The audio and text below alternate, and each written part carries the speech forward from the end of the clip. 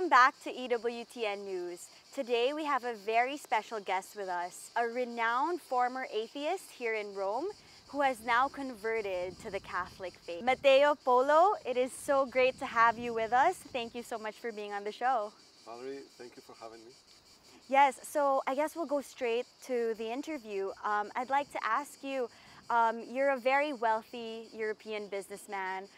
You have one of the biggest companies here in Europe. You have a loving wife, 3 kids, and you have everything that the world could offer. What sparked your conversion to the Catholic faith? My conversion was very surprising to me and my family. I was like sitting in my wealthy apartment on the very top floor, and I suddenly switched to an EWTN. Then I saw like a crazy nun who started to say, you have to convert, you have to lead a good life, sell everything and follow me, as Jesus said, which I almost did. I did not sell everything that I have, but I have converted and I started to follow Jesus.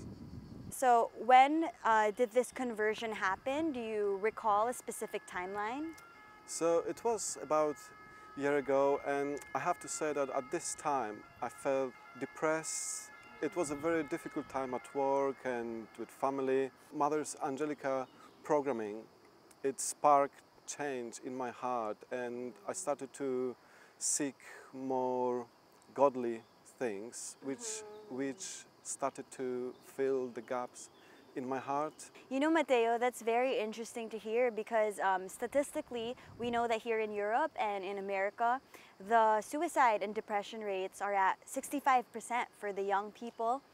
And we know here in the Catholic faith that we always teach that nothing in this world can fill the God-shaped hole in your heart, because the heart yearns for God. And can you speak to that as having the conversion that you went through? I do see that there's lots of youth that is very depressed, and I can tell that I'm a very good example that God can fill any gap in your heart. God can make your life be much more meaningful. And now I can say that at work and with family I feel much better thanks to following Jesus. Thank you so much, Matteo. That was beautifully said. Before we end this interview, one last question.